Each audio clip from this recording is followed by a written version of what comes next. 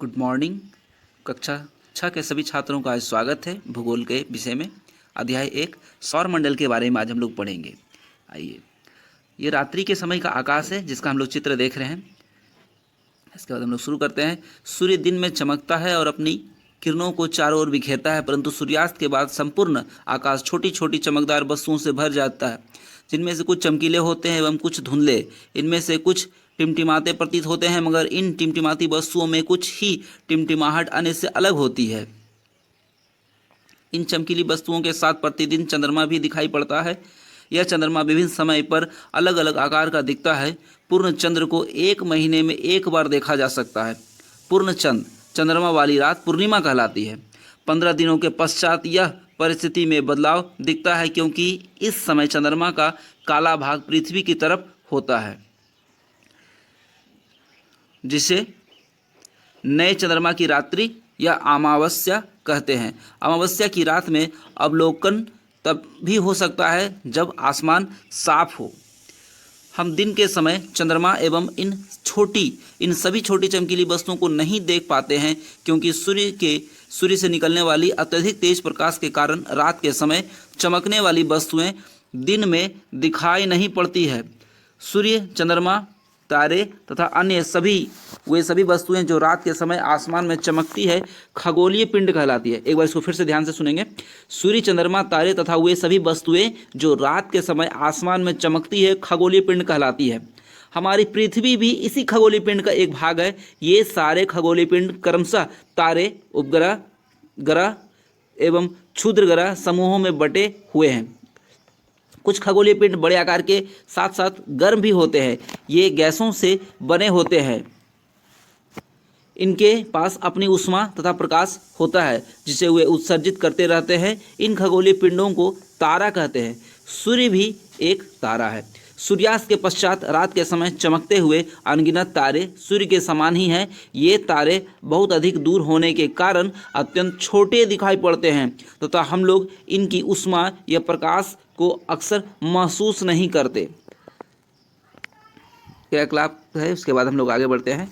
कुछ दूरी से देखने पर सभी वस्तुएं अपने आकार की अपेक्षा छोटी दिखाई पड़ती है। अत्यधिक ऊंचाई पर उड़ रहा हवाई जहाज भी काफ़ी छोटा दिखाई पड़ता है। रात्रि के समय आसमान में तारों के विभिन्न समूहों द्वारा बनाई गई विविध आकृतियां दिखाई पड़ती है। ये नक्षत्र मंडल कहलाते हैं। बहुत आसानी से पहचानने योग्य नक्षत्र मंडल लिटिल बियर या सप्तऋषि सात ऋषि संत हैं।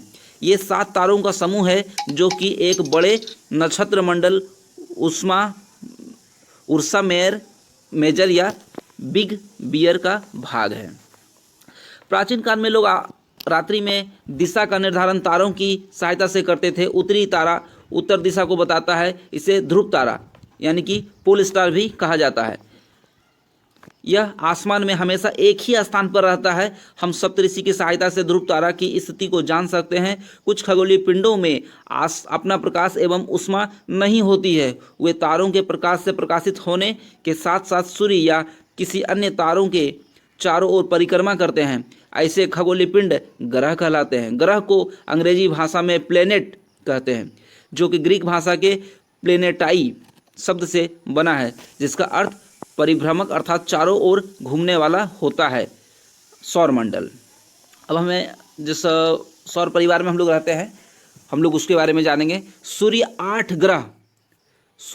ग्रह, उपग्रह तथा अन्य खगोलीय पिंड जैसे क्षुद्र ग्रह एवं उल्का पिंड मिलकर सौर मंडल का निर्माण करता है, जिसे सौर परिवार भी कहा जाता है। इस सौर परिवार का मुखिया सूर्य है। सूर्य के बारे में सबसे पहले हम लोग जानेंगे। सूर्य सौर मंडल का सबसे बड़ा सदस्य है। यह सौर मंडल के केंद्र में स्थित होता है। सूर्य का व्यास पृथ्वी से लगभग 109 गुना ज़्यादा है। सूर्य का खिंचाव बल सौर मंडल को बांधे रखता है। सूर्य सौर मंडल के लिए प्रकाश एवं ऊष्मा का एकमात्र साधन है, परंतु पृथ्वी पर हम इसकी अत्यधिक तेज ऊष्मा को महसूस नहीं करते हैं, क्योंकि सूर्य पृथ्वी के सबसे नज़दीक तारा होने के बावजूद यह हमसे काफ़ी दूर है। सूर्य पृथ्वी से लगभग 15 करोड़ किलोमीटर दूर है। आइए हम लोग चित्र यहाँ देखते हैं सौर मंडल का, जिसमें सूर्य केंद्र में है और इसके 8 ग्रह इसके चारों ओर चक्कर काट रहे हैं। सबसे पहले बुध है, शुक्र है, फिर उसके बाद पृथ्वी है, उसके बाद मंगल है, मंगल के बाद बृहस्पति है, शनि है, यूरेनस है और अंतिम में नेपच्यून है। सूर्य ऊर्जा का शक्तिशाली भंडार है। इनमें मुख्य रूप से हाइड्रोजन और हीलियम गैसों का एक विशाल भंडार है। ग्रह के बारे में जानेंगे। ग्रह हमारे सौरमंडल में 8 ग्रह है। ये सूर्य से दूरी के अनुसार क्रमशः बुध, शुक्र, पृथ्वी, मंगल, बृहस्पति, शनि, यूरेनस एवं नेपच्यून है। आकार के अनुसार ग्रहों का सबसे बड़े से छोटा क्रम इस प्रकार है। आकार में बृहस्पति, शनि, यूरेनस, नेपच्यून, पृथ्वी, शुक्र, मंगल, बुध। ग्रहों को आकार एवं दूरी के अनुसार आंतरिक ग्रह एवं बाह्य ग्रह में बांटा गया है। बुध, शुक्र, पृथ्वी और मंगल आंतरिक ग्रह हैं। ये सूर्य से नज़दीक हैं, आकार में छोटे हैं तथा चट्टानों से बने होने के कारण भारी हैं। बृहस्पति, शनि, यूरेनस, नेपच्यून बाह्य ग्रह हैं। ये सूर्य से दूर स्थित हैं, आकार में बड़े हैं तथा गैस से बने होने के कारण हल्के हैं। सौरमंडल के सभी 8 ग्रह एक निश्चित पथ पर सूर्य का चक्कर लगाते हैं। ये रास्ते दीर्घवृत्ताकार हैं, ये कक्षा कहलाते हैं। अब हम लोग बारी बारी से सभी ग्रह के बारे में पढ़ेंगे। सबसे पहले हम लोग बुध के बारे में पढ़ेंगे। बुध सूर्य के सबसे नज़दीक का ग्रह है। यह आकार में सबसे छोटा ग्रह है। अपनी कक्षा में सूर्य के चारों ओर एक चक्कर लगाने में इसे केवल 88 दिन लगते हैं। शुक्र सूर्य से दूरी के अनुसार यह दूसरा ग्रह है। यह आकार की दृष्टि से छठवां सबसे बड़ा ग्रह है। यह सौरमंडल का सबसे गर्म ग्रह है। ध्यान रखेंगे, शुक्र सबसे गर्म ग्रह है। शुक्र को पृथ्वी का जुड़वा ग्रह माना जाता है क्योंकि यह आकार एवं आकृति में लगभग पृथ्वी के समान है। यह ग्रह सूर्योदय के पहले एवं सूर्यास्त के पश्चात देखा जा सकता है, इसलिए इसे सुबह का तारा एवं शाम का तारा भी कहा जाता है। अब हम लोग तीसरे ग्रह के बारे में पढ़ेंगे, मंगल। मंगल ग्रह को लाल ग्रह भी कहते हैं। यह ग्रह पृथ्वी का लगभग आधा है। मंगल सूर्य से दूरी के अनुसार चौथा ग्रह है। पृथ्वी की तरह मंगल भी एक स्थलीय धरातल वाला ग्रह है। इसकी भौगोलिक विशेषताओं के अलावा मंगल ग्रह का घूर्णन काल और मौसमी चक्र पृथ्वी के समान है। बृहस्पति ग्रह के बारे में, यह सौरमंडल का सबसे बड़ा ग्रह है। सूर्य से दूरी के अनुसार यह 5वां ग्रह है। सारे ग्रहों की अपेक्षा बृहस्पति के सबसे अधिक उपग्रह हैं। इसकी संख्या 67 है। शनि के बारे में, यह सौरमंडल का सबसे सुंदर ग्रह है। इसके चारों ओर चमकीला छल्ला है। सूर्य से दूरी के अनुसार यह छठा ग्रह है। यह सौरमंडल में बृहस्पति के बाद दूसरा सबसे बड़ा ग्रह है। शनि के 62 उपग्रह हैं जिसमें टाइटन सबसे बड़ा है। शनि ग्रह की रचना 75% हाइड्रोजन और 25% हीलियम से हुई है। जल, मीथेन, अमोनिया और पत्थर बर्फ के रूप में यहाँ बहुत कम मात्रा में पाए जाते हैं। यूरेनस के सभी चारों ओर छल्ला है। यूरेनस के भी चारों ओर छल्ला है। सूर्य से दूरी के अनुसार 7वां ग्रह है। आकार की दृष्टि से यह तीसरा बड़ा ग्रह है। विलियम हर्शल ने यूरेनस की खोज की थी। नेपच्यून, यह आकार और बनावट में यूरेनस के समान है। आकार की दृष्टि से यह चौथा बड़ा ग्रह है। अभी तक प्लूटो भी एक ग्रह माना जाता था, परंतु अंतर्राष्ट्रीय खगोलीय संगठन ने इसकी बैठक अगस्त 2006 में यह निर्णय लिया कि कुछ समय पहले खोजे गए अन्य खगोलीय पिंड सीरीज तथा प्लूटो बौने ग्रह हैं। अब हम लोग विस्तार से पृथ्वी के बारे में पढ़ेंगे, जिस ग्रह पे हम लोग रहते हैं। पृथ्वी आकार की दृष्टि से यह 5वां सबसे बड़ा ग्रह है। सूर्य से दूरी के हिसाब से पृथ्वी तीसरा ग्रह है। यह आंतरिक ग्रहों में सबसे बड़ी है। हम लोग पृथ्वी पर रहते हैं। हमारा ग्रह यानी कि पृथ्वी है। यह अपना संपूर्ण प्रकाश एवं उष्मा सूर्य से प्राप्त करती है, जो पृथ्वी के सबसे नज़दीक का तारा है। यह ध्रुवों के पास थोड़ी चपटी है। यही कारण है कि इसके आकार को भू आब कहा जाता है। भू आब का अर्थ है पृथ्वी के समान आकार।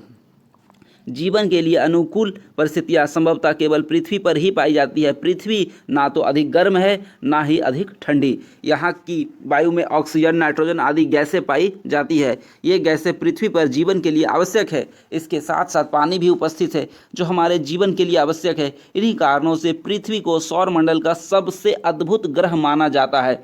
अंतरिक्ष से देखने पर पृथ्वी नीले रंग की दिखाई पड़ती है, क्योंकि इसकी 2/3 सतह पानी से ढकी हुई है, इसलिए इसे नीला ग्रह भी कहते हैं। अब हम लोग उपग्रह के बारे में पढ़ेंगे। चंद्रमा, हमारी पृथ्वी का केवल एक उपग्रह है चंद्रमा। इसका व्यास पृथ्वी के व्यास का केवल 1/4 है। यह इतना बड़ा इसलिए प्रतीत होता है क्योंकि यह हमारे ग्रह से अन्य खगोल पिंडों की अपेक्षा नज़दीक है। यह पृथ्वी से लगभग 3,84,400 किलोमीटर दूर है। चंद्रमा पृथ्वी का एक चक्कर लगभग 27 दिनों में पूरा करता है। लगभग इतने ही समय में यह अपने अक्ष पर एक चक्कर लगाता है। इस कारण पृथ्वी से हमें चंद्रमा का केवल एक ही भाग दिखाई पड़ता है। चंद्रमा हमारे निवास के लिए अनुकूलित नहीं है। यहाँ ना पानी है ना वायु। इसकी सतह पर पर्वत, मैदान एवं गड्ढे हैं। ये चंद्रमा की सतह पर छाया बनाते हैं। पूर्णिमा के दिन रात में चंद्रमा पर इसकी छाया को देखा जा सकता है। चंद्रमा सूर्य की किरणों को ही पृथ्वी पर परावर्तित करता है, जिस कारण पृथ्वी को रात में प्रकाश मिलता है। ग्रहण के बारे में पढ़ेंगे। ग्रहण खगोलीय घटना है। पृथ्वी तथा चंद्रमा की परिक्रमा अवस्था के कारण ग्रहण की स्थिति उत्पन्न होती है। ग्रहण दो प्रकार के होते हैं, सूर्य ग्रहण और चंद्र ग्रहण। तो सबसे पहले हम लोग पढ़ेंगे चंद्र ग्रहण के बारे में, उसका सूर्य ग्रहण के बारे में पढ़ेंगे। जब सूर्य एवं चंद्रमा के बीच पृथ्वी आ जाती है तब पृथ्वी की छाया चंद्रमा पर पड़ने लगती है। इसके कारण चंद्रमा का छाया वाला भाग दिखाई नहीं देता है। इस स्थिति को चंद्र ग्रहण कहते हैं। यह स्थिति पूर्णिमा के दिन होती है। जब सूर्य एवं पृथ्वी के बीच चंद्रमा आ जाता है तब चंद्रमा की छाया पृथ्वी पर पड़ने लगती है। इसके कारण सूर्य का आंशिक या पूर्ण भाग दिखाई नहीं पड़ता। इस स्थिति को सूर्य ग्रहण कहते हैं। यह स्थिति अमावस्या के दिन की होती है। ये हम लोग चित्र में देख रहे हैं चंद्र ग्रहण का और सूर्य ग्रहण का। इसके बाद हम लोग आगे बढ़ेंगे। ये जानने योग्य बात है, इसलिए इसको हम लोग जान लेते हैं। सूर्य से पृथ्वी की दूरी लगभग 15 करोड़ किलोमीटर है। प्रकाश की गति 3 लाख किलोमीटर प्रति सेकंड है। यह गति के बावजूद सूर्य के प्रकाश को पृथ्वी तक पहुंचने में लगभग 8 मिनट का समय लगता है, जबकि चंद्रमा से पृथ्वी पर परावर्तित प्रकाश को आने में 1.3 सेकंड का समय लगता है। अब हम लोग क्षुद्र ग्रह के बारे में पढ़ेंगे। एस्ट्रॉइड्स तारों, ग्रहों तथा उपग्रहों के अतिरिक्त असंख्य छोटे खगोलीय पिंड सूर्य के चारों ओर चक्कर लगाते हैं। इन पिंडों को क्षुद्र ग्रह कहते हैं। ये आकार में ये ग्रहों से छोटे एवं उल्का पिंडों से बड़े होते हैं। ये मंगल एवं बृहस्पति की कक्षाओं के बीच पाए जाते हैं। वैज्ञानिकों के अनुसार क्षुद्र ग्रह के ही भाग होते हैं जो कई वर्ष पहले विस्फोट के बाद ग्रहों से टूटकर अलग हो गए। अब हम लोग उल्का पिंड के बारे में जानेंगे। आकाश में कभी कभी एक ओर से दूसरी ओर अत्यंत वेग से जाते हुए अथवा पृथ्वी पर गिरते हुए जो पिंड दिखाई पड़ते हैं उन्हें उल्का कहते हैं। उल्काओं का जो अंश वायुमंडल में जलने से बचकर पृथ्वी तक पहुंचता है उसे उल्का पिंड कहते हैं। आकाशगंगा जानिए। आकाशगंगा खुले आसमान में एक ओर से दूसरी ओर तक फैली चौड़ी सफ़ेद पट्टी लाखों तारों का समूह है। यह पट्टी आकाशगंगा कहलाती है। हमारा सौरमंडल इस आकाशगंगा का एक भाग है। प्राचीन भारत में इसकी कल्पना आकाश में प्रकाश की एक बहती नदी से की गई थी। इस प्रकार इसका नाम आकाशगंगा पड़ा था। आकाशगंगा के आकार का अनुमान इस बात से लगाया जा सकता है कि अगर हमारे पूरे सौरमंडल के चक्र के क्षेत्रफल को 1 रुपये के सिक्के जितना समझ लिया जाए तो इसकी तुलना में आकाशगंगा क्षेत्रफल भारत के क्षेत्रफल का लगभग 1.5 गुना होगा। आकाशगंगा करोड़ों तारों, बादलों तथा गैसों की एक प्रणाली है। इस प्रकार की लाखों आकाशगंगाएं मिलकर ब्रह्मांड का निर्माण करती है। ब्रह्मांड की विशालता की कल्पना करना अत्यंत कठिन है। वैज्ञानिक अभी भी इसके बारे में अधिक से अधिक जानकारी एकत्र कर रहे हैं। अब हम लोग उपग्रह के बारे में पढ़ेंगे। सैटेलाइट। उपग्रह एक खगोलीय पिंड है जो ग्रहों के चारों ओर उसी प्रकार चक्कर लगाता है जिस प्रकार सूर्य के चारों ओर चक्कर लगाते हैं। बुध एवं शुक्र ग्रह का एक भी उपग्रह नहीं है। पृथ्वी का एकमात्र उपग्रह चंद्रमा है। बृहस्पति ग्रह का सर्वाधिक है 67। बृहस्पति ग्रह का सर्वाधिक उपग्रह है। सौरमंडल का सबसे बड़ा उपग्रह गैनेमिड बृहस्पति का ही उपग्रह है। अब मानव निर्मित उपग्रह के बारे में हम लोग जानेंगे। तकनीकी विकास के कारण मानव ने दूरसंचार एवं खोज संबंधी कार्यों के लिए मानव निर्मित उपग्रह का विकास किया है। यह वैज्ञानिकों के द्वारा बनाया गया एक कृत्रिम पिंड है जिसका उपयोग ब्रह्मांड के बारे में जानकारी प्राप्त करने के साथ साथ पृथ्वी पर संचार माध्यम के लिए किया जाता है।